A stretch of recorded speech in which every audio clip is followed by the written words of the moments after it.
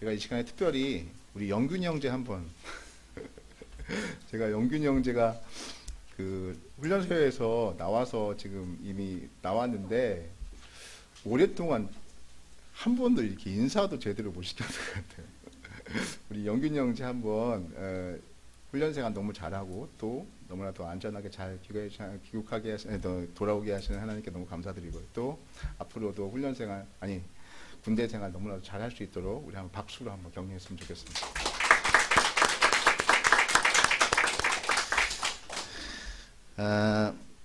교회에 대해서 오늘 제가 그 제목을 반석 위에 세운 교회 이렇게 했는데요. 교회에 대해서 한번 얘기를 나눠보고 싶습니다. 여러분 교회가 뭐라고 생각하십니까? 교회. 그 뭐 신학적인 조직 신학적으로 들어가면요 두 개로 나눌 수가 있어요. 뭐 유형교회, 무형교회 이렇게 나눌 수가 있는데 뭐 그런 거 다 때려치고 교회라고 하면요 정확하게 표현하면 예수 그리스도를 믿어서 하나님의 된 백성 모든 사람이 다 교회입니다. 할렐루야. 다시 교회의 정의를 다시 한번 할게요.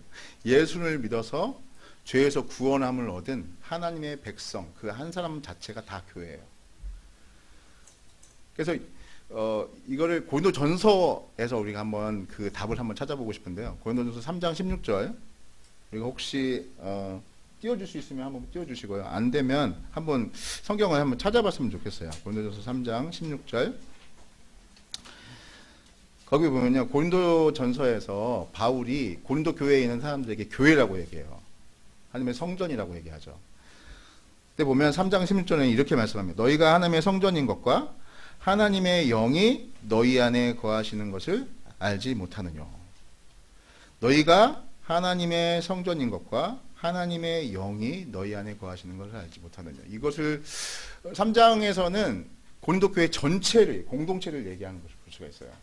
너희가 하나님의 성전인 것과 하나님의 영이 너희 안에 거하시는 것을 알지 못하느냐. 이것은 공동체를 얘기하는 거예요. 고린도 교회 전체. 6장을 한번 가보세요. 6장 19절에서는 또 그 개인에 대해서 얘기를 해요. 거기서는 이렇게 얘기합니다. 6장 19절에서는 너희 몸을 너희가 하나님께로부터 받은 바 너희 가운데 계신 성령의 전인 줄을 알지 못하느냐. 너희는 너희 자신의 것이 아니라 값으로 산 것이 되었으니 그런즉 너희 몸으로 하나님께 영광을 두리라 이렇게 말하는 걸 볼 수 있어요. 그래서 6장을 보면 그 몸 자체 우리가 예수 그리스도를 믿어서 하나님의 자녀가 된 사람에게 뭐라고 했죠? 성전이라고 얘기를 하는 걸 볼 수 있어요. 그래서 여기서는 각 개인을 얘기해서 지칭을 하는 걸 볼 수 있어요. 너희가 하나님의 성전이다. 그래서 교회를 정확하게 표현한다면 고린도전서 6장과 3장의 내용을 전체로 표현하면 예수 그리스도를 믿어서 하나님의 자녀가 된 그 사람을 교회 또 성전이라고 할 수 있고요. 또 그 사람들의 예배 공동체 모임 그것을 바로 우리가 교회라고 할 수가 있는 것입니다. 그래서 교회는요 저희가 교회 할렐루야. 우리가 예수 그리스도를 믿어서 하나님의 자녀가 되는 백성은 다 그냥 교회인 거예요. 근데 교회도요 여러 가지 교회가 있어요. 마태복음 7장으로 표현한다면 반석 위에 세워진 교회도 있고 모래 위에 세워진 교회도 있어요. 그러면 제가 오늘 말씀드리고 싶은 것은 뭐냐면 반석 위에 세워진 교회, 반석 위에 세워진 교회. 여러분 반석 위에 세워진 교회가 뭘까요? 물리적으로 얘기하면 화강암에다가 그냥 교회 딱 세워놓으면 그냥 반석 위에 세워진 교회다. 뭐 그런 얘기가 아니죠. 우리 영적인 얘기를 하는 거예요. 반석 위에 세워진 교회가 뭘까요? 본문 말씀에서 그 답을 찾을 수가 있어요. 마태복음 16장 13절부터 20절 말씀. 여러분 너무나도 잘 아는 말씀이죠. 뭐죠? 예수님께서 제자들을 데리고 가이사랴 빌립보 지역으로 갔어요. 그리고 나서 예수님께서 제자들에게 묻습니다. 세상 사람들이 나를 뭐라고 여기느냐? 뭐라고 말하느냐? 이렇게 얘기하죠. 그랬더니 예수님의 제자들이 뭐라고 얘기하죠? 어떤 사람은 예수님을 엘리야라고도 하고 어떤 사람은 예수님을 예레미야라고도 하고 어떤 사람은 예수님을 선지자 중에 하나라고도 얘기합니다. 세례요한이라고도 하는 사람도 있습니다. 그리고 나서 예수님께서 다시 제자들에게 말씀하십니다. 그러면 너희는 나를 누구라고 하느냐? 그랬더니 베드로가 얘기하죠. 베드로가 뭐라고 얘기하죠? 네, 16절에 주는 그리스도시요 살아계신 하나님의 아들이십니다. 그리고 예수님 그 고백을 한 베드로 정확하게 표현하면 바요나 시몬이 베드로가 돼요. 그래서 예수님께서 이렇게 마태복음 아까 지금 우리가 16장 17절부터 보면요. 정확하게 보면 이렇게 얘기를 하시죠. 예수님께서 17절에 예수께서 대답하여 이르시되 바요나 시몬아 내가 복이 있도다. 이를 내게 알게 하니는 혈육이 아니요 하늘에 계신 내 아버지시니라. 또 내가 내게 이르노니 너는 베드로라. 즉 바요나 시몬이 예수님께서 다시 새로운 이름을 줬어요. 베드로라고. 그 베드로라는 이름이 뭐예요? 반석이에요. 베드로라는 이름이 반석이라고. 그러면 바요나 시몬, 정확하게 표현 요한의 아들 시몬. 바요나 시몬은 바요나라는 요한을 얘기하는 거고 시몬은 요한의 아들 시몬을 얘기하는 거예요. 그래서 바요나 시몬을 정확하게 다시 번역하면 요한의 아들 시몬이라는 거예요. 그러니까 요한의 아들 시몬이 베드로 반석이 됐어요. 근데 왜 베드로가 반석이 됐죠? 뭐 때문에 반석이 된 거예요? 그의 신앙 고백 때문에 반석이 된 거예요. 즉 무엇을 얘기하냐면 교회는 반석에 세워져야 되는데 그 반석은 뭐냐? 신앙 고백이라는 거예요. 신앙 고백이 없는 교회는 교회가 아닌 거예요. 반석에 세워진 교회가 아니고 모래 위에 세워진 교회는 금방 무너져 버려요. 우리가 금방 이따가 뭐 찬양 또 부를 건데 204장 보면 반석 위에 세워진 교회가 창수가 나고 홍수가 나고 비바람이 쳐도 굳건하게 있잖아요. 근데 모래 위에 세워진 교회는 어떻게 되죠? 집은 어떻게 되죠? 금방 무너져 버리잖아요. 정확하게 표현하면 뭐냐면 반석 위에 세워진 교회가 비로소 진정한 교회라는 것이고 반석 위에 세워진 교회가 비로소 세상에 어떤 풍파가 있더라도 굳건하게 설 수 있고 음부의 권세를 이길 수 있는 능력이 있는 교회가 된다는 거예요. 바로 우리를 얘기하는 거죠. 내가 신앙 고백이 있어야지 진정한 교회이며 그리스도인이며 세상에 어떠한 세상의 유혹과 핍박이 온다 해도 그것을 넉넉하게 이길 수 있는 힘이 내 속에서부터 나오게 되는 거예요. 뭘 통해서 나오냐면 신앙 고백을 통해서 나온다. 여러분 그 중국에 제가 중국 선교사였으니까 중국 얘기를 조금 할게요. 중국의 기독교 역사를 보면 반석에 세워진 교회가 어떤 교회인지를 정확하게 알 수가 있어요. 여러분 중국이 처음에 해방이 되고 일제 한일 전쟁이 있었고 그 다음에 1945년도에 이제 해방이 되잖아요. 그런 다음에 국민당과 공산당이 막 내전이 일어났어요. 3년 동안 내전을 하죠. 그래서 1949년대 공산당이 이겨요. 그래서 공산당이 이기고 난 다음에 처음에 한 일이 있어요. 그게 뭐냐면 모든 지금 선교사님들 다 추방당하고 있잖아요. 그죠? 그때도 모든 선교사님들 다 추방시켰어요. 왜냐하면 중국은 어떤 국가예요? 공산주의잖아요. 유물론주의잖아요. 그래서 종교를 인정하지 않아요. 신앙의 자유가 있다고 얘기해요. 근데 중요한 건 뭐냐면 어쩔 수 없이 인정해 주는 거예요. 왜 그러냐면 다민족 국가니까. 56개의 소수민족이 같이 영합되어 있으니까. 그래서 다른 사람들 존중하기 위해서 어쩔 수 없이 종교를 인정할 뿐이지 그 사람들의 정신적인 이념 사상에 종교를 인정하는 게 아니에요. 그래서 그때 당시에 추방당할 때요. 선교사님들이 추방당할 때 중국에 대해서 이렇게 얘기했어요. 이제 중국은 더 이상 희망이 없다. 종교가 자유가 없으니까. 모든 선교사님이 다 떠나가게 됐으니까. 교회는 다 무너지게 될 것이다. 교인들은 다 배교하게 될 것이다. 이렇게 생각을 했어요. 그때 예수를 믿었던 전체 중국의 1949년도에 예수를 믿었던 사람들이 몇 명인 줄 아세요? 1956년도에 2월 12일 날, 이건 제가 논문을 쓰면서 제가 정확하게 그게 조사를 했던 내용이기 때문에 알고 있는데 1956년도에 모태똥이 직접 얘기한 거예요. 모태똥이 티벳 종교 지도자들과 담화를 하면 때 2월 12일인데 종교 지도자들과 담화를 하면서 자기 중국에 있는 종교 전체들을 다 이렇게 언급을 해요. 그래서 숫자를 얘기를 해요. 그때 예수교, 쉽게 말해서 우리 기독교죠. 예수교를 믿는 사람들을 몇 명을 잡았냐면 그때 당시에 80만 명이었어요.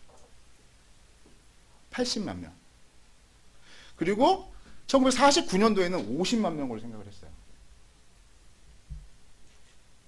근데 주방 됐던 선교사님들이 어떤 생각을 했죠? 이제 중국은 더 이상 교회는 다 무너질 것이고 교인을 믿는 예수 그리스도 믿는 사람들은 다 배교할 것이라고 생각했던 그 교회가 30년이 지났어요.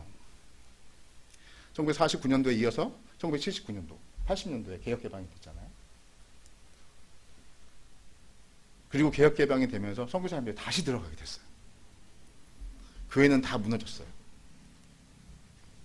1966년도에서 1976년도까지 문화대혁명이 있었는데 그때 어떤 일이 있었는지 아세요? 홍위병들이 그때 교회뿐만 아니라 모든 종교의 그 시설들이 한 822개소가 있었어요. 근데 몇 개월 만에 그 문화혁명이 시작되면서 몇 개월 만에 754개를 파괴시켰어요. 수십만 명의 사람들을 죽였어요. 그런 엄청난 박해가 있었기 때문에 오히려 더 많은 어떤 생각을 했을까요? 1950년도 그 공산혁명이 있을 때보다도 훨씬 더 종교는 무너졌을 것이고 예수 그리스도 믿는 사람들 없었을 것이라고 생각을 했어요. 근데 1980년대 개혁방이 되면서 들어왔어요. 선교사들이. 어떻게 된 줄 아세요? 50만 명이 수천만 명이 돼버렸어요. 제가 뭘 얘기하고 싶냐면 예배당은 다 무너졌는데 그 신앙 고백을 가지고 있었던 중국인들, 진정한 교회들은 다 살아나서 부흥됐다는 거예요. 엄청난 박해 속에서도 고난 속에서도 힘듦 속에서도 그것을 다 이겨내면서 복음을 증거하고 오히려 그 복음 때문에 자기들이 힘을 얻고 오히려 하나님의 백성으로서의 진정한 삶을 누릴 수 있었다는 거죠. 예배당만 덩치 크게 있는 것이 문제가 아니라 그 사람 마음속에 어떠한 신앙 고백을 가지고 있느냐에 따라서 그 사람이 음부의 권세를 이길 수 있는 온갖 고난을 이겨낼 수 있는 굳건한 하나님의 반석에 세워진 교회가 되는 줄로 믿습니다. 그래서 정말 중요한 건 뭐냐면 내 안에 하나님 예수 그리스도를 향한 정확한 신앙 고백이 있느냐 없느냐 이게 굉장히 중요해요. 이처럼 예수 그리스도를 믿는 사람 반석 위에 세워진 교회라는 것은 정확한 예수님을 향한 신앙 고백이 있어야 되는데 오늘 본문에서 우리가 그 답을 한번 찾아보고 싶어요. 어떤 신앙 고백이 도대체 이렇게 반석 위에 세워진 교회가 될 수 있는가? 첫 번째가 뭐냐면 예수님을 주님으로 보시는 거예요. 주님으로 인정하는 거예요. 베드로가 이렇게 고요. 주는 그리스도시요 살아계신 하나님의 아들이십니다. 첫 번째가 뭐예요? 예수님을 주라고 고백해요. 근데 원어나 영어나 중국어로 이렇게 표현하면요 이게 약간 조금 이상해요. 뭐냐면 주님이라고 한 것은 우리 한국어 성경밖에 없어. 뭐라고 표현하냐면 당신은 그리스도시요 살아계신 하나님의 아들이십니다. 이렇게 나와요. 니스, 지두, 스, 용서선도 얼지 이렇게 나오거든요. 니스, 지두, 스, 용서선도 얼지. 니라는 말이 주가 아니에요. 당신은 이란 말이에요. 유라는 말이에요. 근데 그래서 한국어 번역이 그러면 잘못됐는가? 그건 아니에요. 고린도전서 12장 3절 말씀에 보면 이런 말씀이 있습니다. 그러므로 내가 너희에게 알게 하노니 하나님의 영으로 말하는 자는 누구든지 예수를 저주할 자라 하지 않고 또 성령으로 아니하고는 누구든지 예수를 주시라 할 수 없느니라. 성령으로 아니하고는 예수님을 뭐라고요? 나의 주라고 고백할 수 없다라는 거예요. 성령의 인도하심을 받아서 고백하는 사람은 뭐냐면 내 인생의 주인은 예수님 당신입니다. 이렇게 고백한다는 거예요. 내 인생의 모든 통치권은 내게 있는 것이 아니고 예수님 당신에게 있습니다. 이렇게 고백한다는 거예요. 여러분 베드로가 고백했던 그 주는 그리스도시로 살아계신 하나님의 아들이십니다. 그 당시의 상황을 한번 생각해 보세요. 예수님을 주라. 그럼 입으로 그냥 주 하면 되는 거지. 예수님 나의 주인이십니다. 이렇게 얘기하면 되는 거지 라고 생각하시죠. 절대 그렇지 않아요. 당시의 상황을 생각해 보세요. 예수님 당시의 상황이 어때요? 로마의 황제의 식민지였잖아요. 여러분 네로 황제에 의해서 바울이 순교를 당했어요. 사도 요한의 시대 때 도미티안 황제에 의해서 반모섬에 끌려가요. 네로 황제나 도미티안 황제가 얼마나 지독한 사람인데요. 특히 도미티안 황제 같은 경우는 자신을 황제 숭배를 하고 있어요. 그래서 황제 숭배를 안 하는 사람은 개에게 밥을 줬어요. 맹견들이 그냥 찢어주겠단 말이에요. 사자굴에서 사자들이 찢어주겠단 말이에요. 십자가형은 그냥 기본적인 거예요. 쉽게 말해서 예수님을 나의 주님이라고 고백하는 그 자체가 뭐냐면 목숨을 걸어놓고 하는 거란 말이에요. 마치 문화대혁명 때 10년 동안의 문화대혁명 때 예수 그리스도가 나의 주님이시다고 고백하는 것이 목숨을 걸고 하는 것처럼 그 당시 예수님 당시에 그 주님은, 예수님은 나의 주님이시다는 그 고백은 목숨을 걸고 하는 행동이었다는 거예요.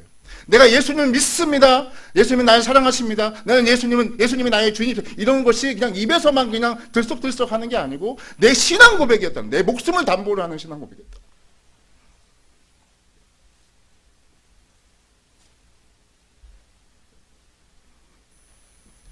고린도전서 4장 1절 말씀에 우리가 한번 그 말씀을 한번 봤으면 좋겠어요. 고린도전서 4장 1절 말씀을 보면요, 이런 말씀이 있습니다. 여러분이 잘 아는 말씀이죠. 사람이 우리를 그리스도의 일꾼이요 하나님의 비밀을 맡은 자로 여길지어다. 그리고 맡은 자에게 구할 것은 충성이란 말이 있어요. 여기 맡은 자란 말이 나옵니다. 맡은 자에게 구할 것은 충성이다. 근데 그 맡은 자라는 말을 영어로 표현하면 스튜어드예요. 아침에 이거 설명했는데 스튜어드가 뭐죠? 스튜어드. 예, 비행기 승무원. 근데 여기 보면 이 당시에 승무원은 무슨 고액 연봉을 가지고 있는 막 멋지게 그냥 양복 쫙 입고 아니면 그 제복 쫙 입고 막 이렇게 딱 하는 그런 스튜어드가 아니에요. 여러분 배너 다 보셨죠? 배너에 보면은 스튜어드가 어떤 사람이 스튜어드일까요? 뱃속에서 노 젓고 있는 사람이 스튜어드예요. 어떤 사람이 스튜어드라고요? 노 젓는 사람. 노를 절 때 어떻게 노를 젓죠? 누가 노를 저어요? 노예가. 어떤 상태에서? 족쇄로 다 이렇게 묶여 있잖아요. 그리고 난 다음에 자기 마음대로 노를 젓나요? 아니죠. 어떻게 노를 젓죠? 앞에 북을 치는 사람이 있어요. 물론 그 위에는 장군이 있고, 장군이 딱 지나가다가 속도를 이렇게 바꿔요. 처음에는 노멀 스피드 해가지고 이제 가잖아요. 보통으로 쭉 가요. 근데 갑자기 이제 전쟁을 해야 되는 상황이에요. 그럼 어떻게 되죠? 어택 스피드로 딱 바뀌어요. 그럼 공격 스피드로 바뀌어요.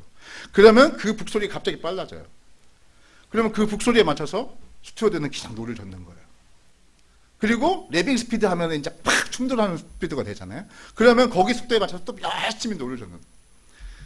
여기에 스튜어드, 맡은 자에게 구할 것은 충성이다. 맡은 자라는 의미는 뭐냐면 그 북소리가 울리는 리듬에 따라서 그 북소리에 맞춰서 노래를 젓는 거예요. 예수님이 나의 주님이십니다라는 고백은 뭐냐면 내 마음대로 살지 않겠습니다. 나를 내려놓고 주님을 인정하면서 주님의 명령에 따라서, 주님의 의지에 따라서, 주님의 뜻에 따라서, 주님의 말씀에 따라서 내가 내 삶의 리듬을 맞추겠습니다. 노를 젓겠습니다. 내 인생의 모든 통치권이 다 주님께 있습니다. 내 생각대로 내 의지로 살지 않겠습니다.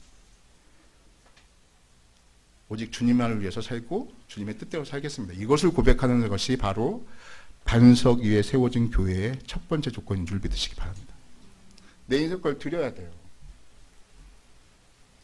제가 국경에서 사역을 할 때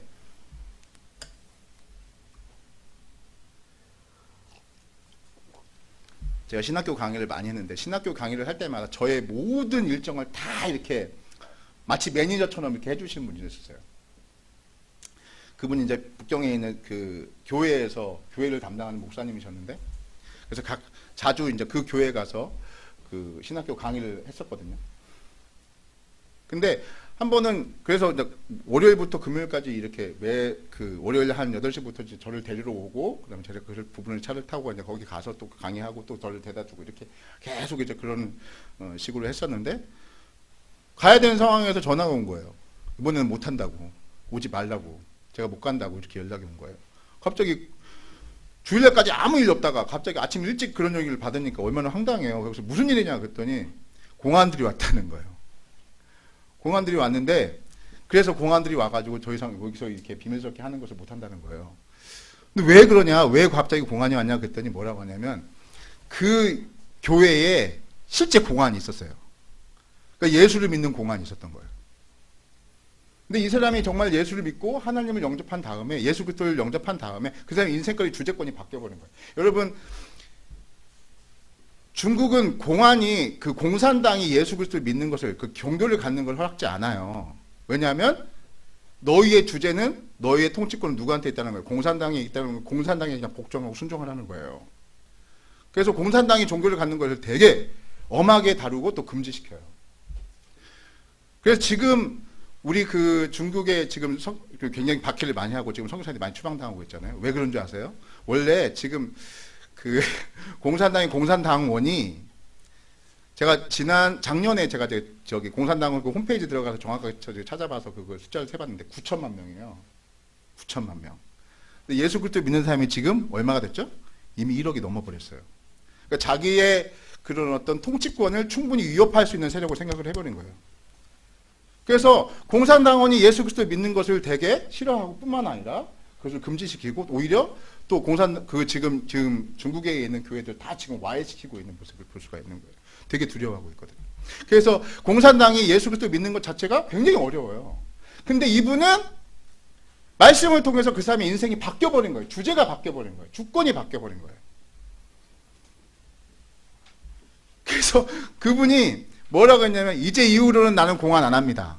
나는 공산당에서 탈퇴하겠습니다. 이렇게 나와버린 거예요. 그러니까 그 단체가 확 뒤집어져 버린 거예요. 그래서 이 도대체 뭔 일이냐, 도대체 무슨 이유 때문에 이 사람이 갑자기 이렇게 바뀌었냐 해가지고 두 사람을 파견시켰어요. 그래가지고 그 교회로 온 거예요. 여러분 그 사람 머리에 갑자기 물이 들어가가지고 여러분 중국말에 이런 말이 있어요.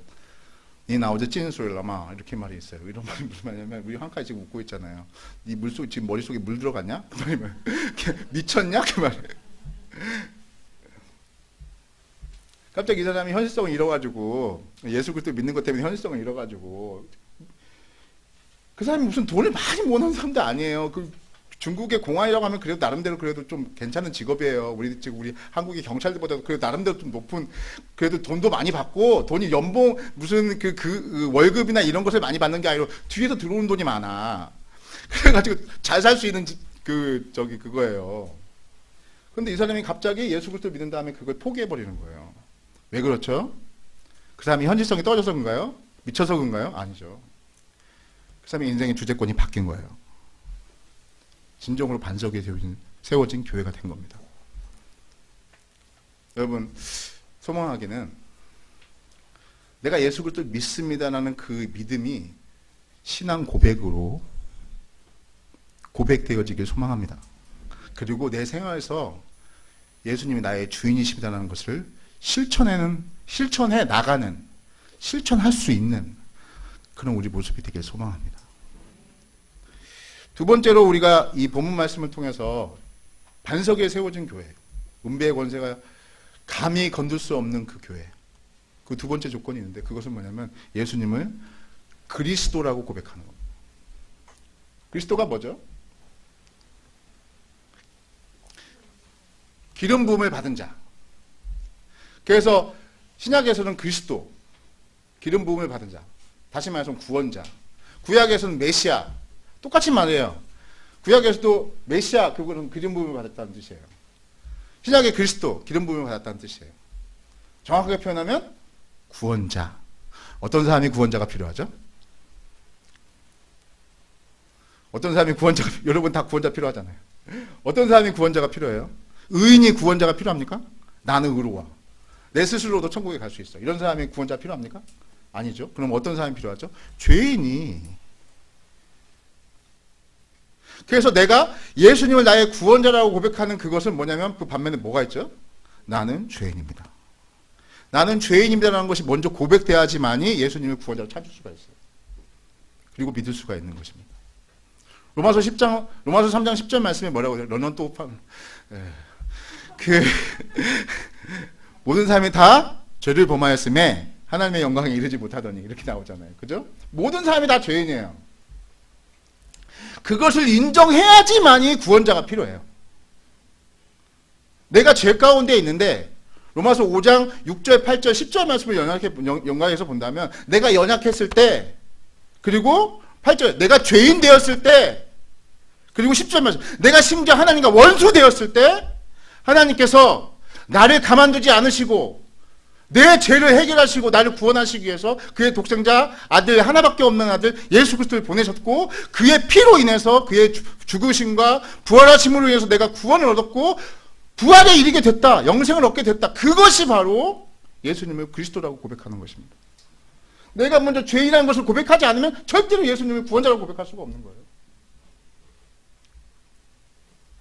여러분 생각해 보세요. 교회에서 교회가 아니라 누가 과연 예수님의 빛과 소금의, 하나님의 빛과 소금의 역할을 감당하며 그리스도인으로서 삶을 살아갈 수 있죠? 누가 과연 하나님께 진정한 마음으로 하나님께 헌신할 수 있죠? 직분이 있으니까, 저 사람은 목사니까, 저 사람은 선교사니까, 저 사람은 전도사니까, 아니면 저 사람은 장로님이니까, 아니면 권사님이니까, 집사님이니까, 아니면 어떤 분이 직분을 받았기 때문에 그 직분이 저를 헌신하게 만드나요? 진정한 마음으로? 내가 헌금을 많이 했고 내 아버지 어머니가 목사하고 선교사니까 그 아버님 어머님 때문에 제가 헌신하게 됩니까?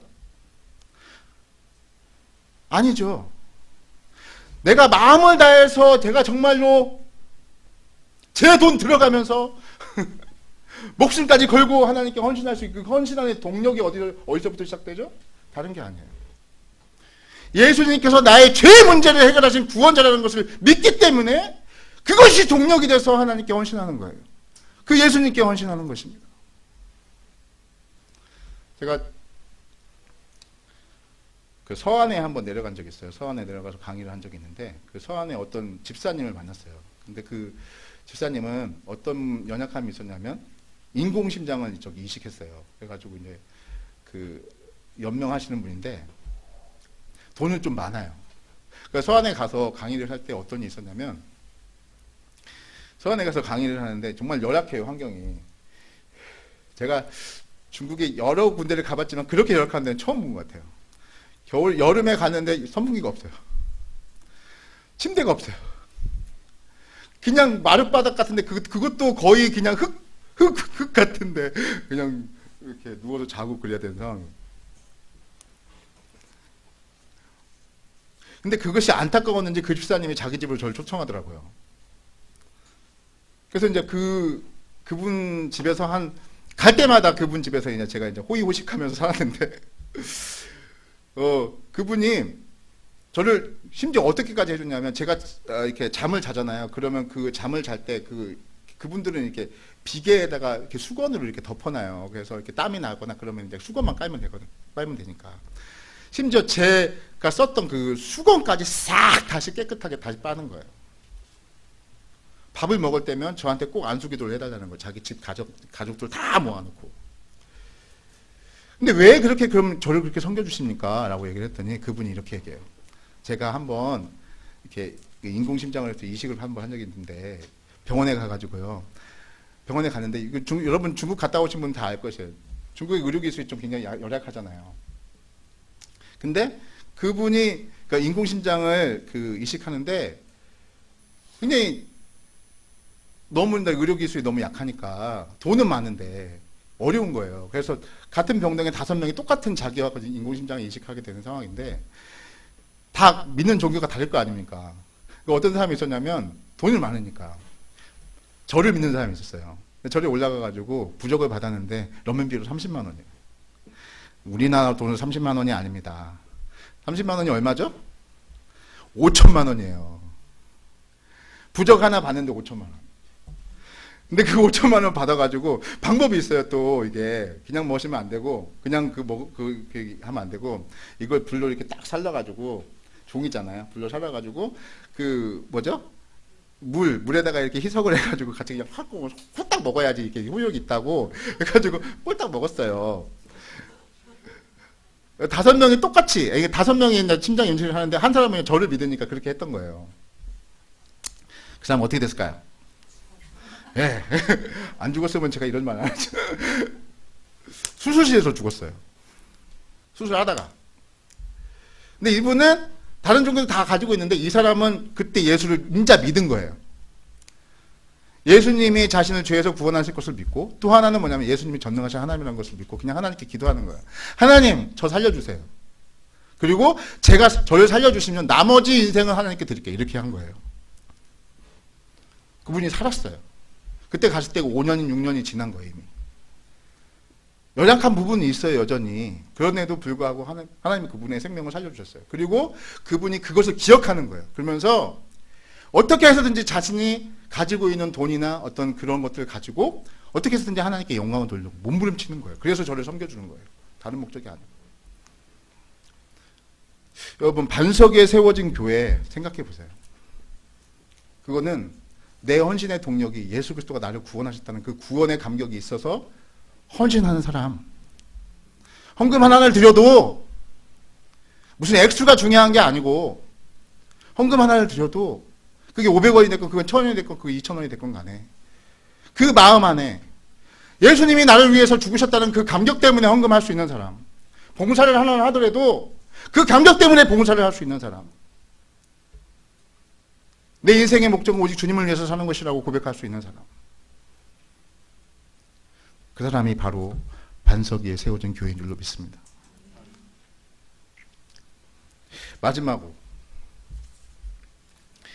마지막으로요, 반석 위에 세워진 교회가 가져야 될 신앙 고백이 있어요. 그건 뭐냐면 주는 그리스도시요 살아계신 하나님의 아들이십니다. 예수님을 나의 전능하신 하나님으로 믿는 사람입니다. 여러분, 예수님이 하나님이심을 믿으시기 바랍니다. 믿으십니까? 예수님은 100% 인간이시면 100% 하나님이세요. 성경 말씀 몇 구절만, 두 구절만 제가 찾아볼게요. 히브리서 1장 2절과 3절, 그리고 고린도서 1장 16절과 17절 말씀인데요. 이런 말씀이 있습니다. 히브리서 1장 2절과 3절 말씀, 이런 말씀이 있어요. 이 모든 날 마지막 날에 아들로 우리에게 말씀하셨으니 이 아들을 만유의 후사로 세우시고 또 저로 말미암아 모든 세계를 지으셨느니라. 그는 하나님의 영광의 광채시요 그 본체의 형상이니라. 그의 능력의 말씀으로 만물을 붙드시며 정결케 하는 일을 하시고 높은 곳에 계신 위엄의 우편에 앉으셨느니라. 되게 어려운 말씀 같지만 결국은 뭔 말이죠? 예수 그리스도가 하나님이시라는 것을 말씀하고 있는 거예요. 골로새서 1장 16절부터 10절 말씀에 더 구체적인 말씀이 있습니다. 이건 잘 들어봤으면 좋겠어요. 골로새서 1장 16절부터 10절. 만물이 그에게 창조되되, 여기서 그는 누구를 얘기하죠? 예수 그리스도를 얘기하는 거예요. 만물이 예수에게 창조되되 땅과 하늘에서 보이는 것들과 보이지 않는 것들과 혹은 보좌들이나 주관들이나 정사들이나 권세들이나 만물이 예수로 말미암고, 여기는 그라고 되어 있는데 여기는 예수를 표현하고 있는 거예요. 예수로 말미암고 예수를 위하여 창조되었고 또한 예수가 만물보다 먼저 계시고 만물이 예수 안에 함께 섰느니라. 다시 한번 읽어드릴게요. 만물이 그에게 창조되되 하늘과 땅에서 보이는 것들과 보이지 않는 것들과 혹은 보좌들이나 주관들이나 정사들이나 권세들이나 만물이 그로 말미암고 그를 위하여 창조되었고 또한 그가 만물보다 먼저 계시고 만물이 그 안에 함께 섰느니라. 이게 무슨 말이죠? 예수님께서 바로 천지를 지으신 전능하신 하나님이라는 것을 보여주고 있는 것입니다. 여러분, 우리가 믿는 예수 그리스도가 누구죠? 전능하신 하나님이라는 거예요. 누가 바다를 잔잔케 하셨습니까?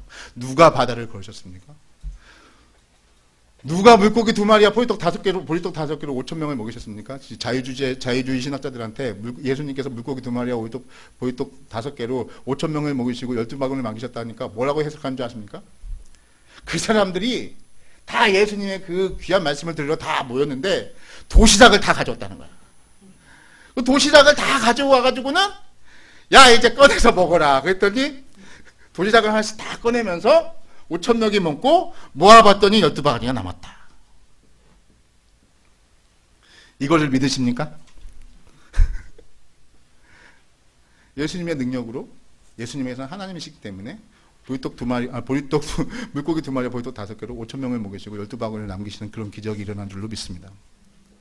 바다를 잔잔케 하신 것이 하나님의 능력인데 그 예수 그리스도의 안에 그런 능력이 있는 줄로 믿습니다. 여러분, 반석 위에 세워진 교회라는 것은 뭐냐면 자기 신앙 고백이 있는 거예요. 예수님을 나의 주님으로, 예수님을 나의 구원자로, 그 예수님을 나의 하나님으로 믿는 거예요. 여러분, 다 기도할 때 뭐라고 기도해요? 코로나 바이러스 이거 물리쳐 주시옵소서. 음부의 권세가 이기지 못하도록 주여 인도하여 주시옵소서. 예수님의 이름으로 기도합니다. 왜 예수님께 기도하죠? 왜 예수님의 이름으로 기도합니까? 그분이 그런 능력이 있기 때문에 기도하는 거예요. 수고하고 무거운 짐자 다 내게로 와라. 내가 너희를 쉬게 할 것이다. 너희가 기도하는 모든 것에 내가 시행하리라. 여러분, 요한복음 15장 7절 말씀 여러분 다 아시잖아요. 요한복음 15장의 말씀을 포도나무에 비유잖아요. 나는 포도나무에 너희는 가지니 내가 저 안에 저 안에 있으면 이 사람은 많은 계시를 맺나니 나를 떠나서 너희가 아무것도 할 수 없다. 그 말씀을 하시면서 7절 말씀이 뭐라고 되는 줄 아세요? 너희가 내 이름으로 무엇을 기도하든지 내가 그것을 시행할 거라고 말씀하고 있어요. 그 이유가 뭐죠? 예수 그리스도가 하나님이시기 때문에 그렇게 할 수 있는 겁니다. 여러분, 말씀을 마치려고 합니다. 제가 말씀 마치기 전에요, 주기철 목사님 여러분 다 아시죠? 주기철 목사님이 5년 4개월 동안 고초를 당하셨어요. 감옥에 가셔서 1차부터 4차까지 감옥에 갇히시고 온갖 고초를 당하셨는데 마지막 4차에, 그러니까 1940년도 같아요. 그때 1944년도 4월 21일 날 저녁 9시에 주기철 목사님이 돌아가셔요. 근데 돌아가시기 직전에, 감옥에 갇히기 직전에, 그러니까 한 4년 정도 그 기간이 있는데, 감옥 마지막 잡히실 때, 가실 때, 평양 산정환교회, 자기 교회 그 성도들한테 마지막으로 하신 설교가 있어요. 근데 그 설교가 5개의 제목으로 나와요. 기도 제목이에요. 그 기도 제목이 이렇게 되어 있어요. 첫 번째 제목이 뭐냐면, 죽음의 권세를 이기게 하옵소서. 두 번째가 장기간의 모진 고문을 견디게 하옵소서. 세 번째가 노무와 처자를 주님께 부탁합니다. 네 번째, 의에 살고 의에 죽도록 하여 주옵소서. 그리고 5번째가 기도예요. 내 영혼을 주님께 맡겨드립니다. 그 기도의 그 내용이 이렇습니다. 오 주님 예수여, 내 영혼을 주님께 부탁하나이다.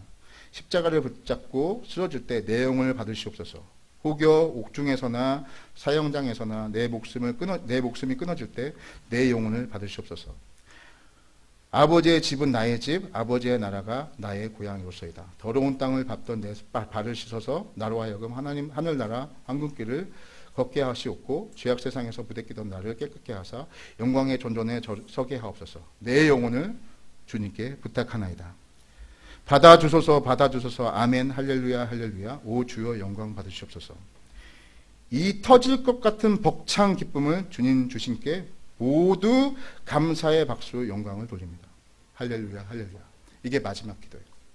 근데 여기서 정말 제가 아침에도 얘기했지만 정말 마음에 깊이 와닿는 한 구절이 뭐냐면, 이 터질 것 같은 벅찬 기쁨을 주신 주님께. 제가 얘기했잖아요. 이미 이분은 7개월 동안 고문을 받았던 분이에요. 1차부터 3차까지 수차한 고문과 고통 속에 있는 분이에요.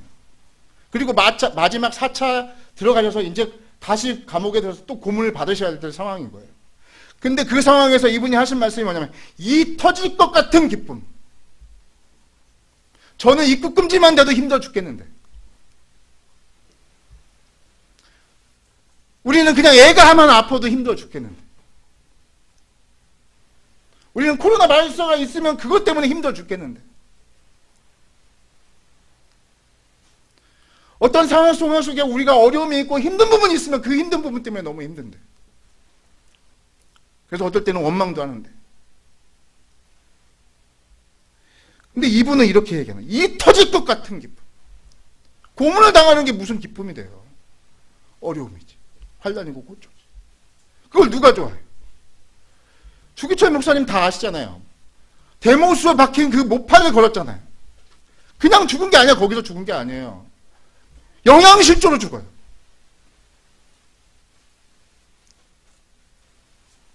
그런데 그분은 이렇게 얘기합니다. 이 터질 것 같은 벅찬 기쁨을 주신 주님께 모든 감사와 영광을 돌립니다. 깊이 한번 생각해 봤으면 좋겠어요. 내가 도대체 반석 위에 세워진 교회인지 모래 위에 세워진 교회인지, 내가 무엇 때문에 하나님께 예배드리고 어떤 동력으로 우리가 하나님께 헌신하고 있는지.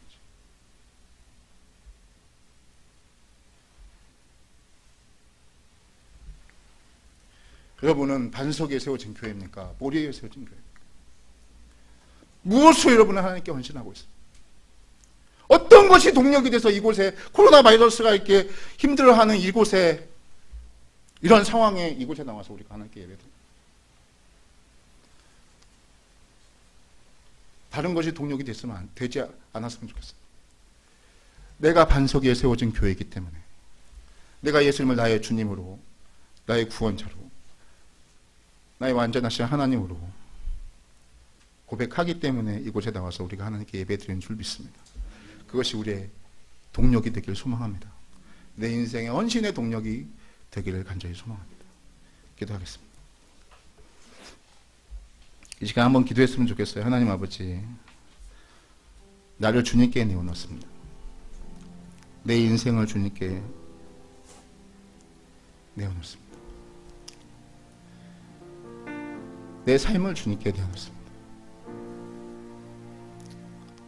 다시금 주님께 고백하고 싶습니다. 나는 나에게 있어서 예수님은 세상이 뭐라 한다 하더라도 나의 영원한 주님이시며 나의 유일한 구원자시, 나를 영원한 생명을, 영원한 하나님의 나라로 인도하실 완전하신 하나님이십니다. 그런 고백이 나에게 있게 하여 주시옵소서. 그 고백이 나의 동력이 되어서 주님께 내 인생을 드리며 평생도록 주님을 섬기다가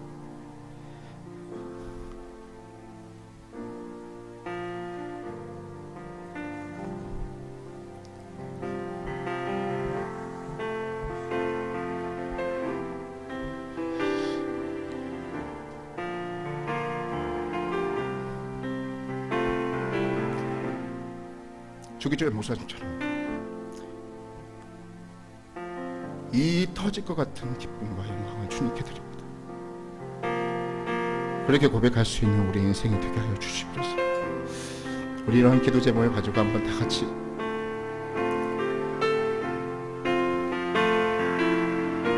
주님께 회개하며 헌신하는 기도를 하나님께 드리겠습니다.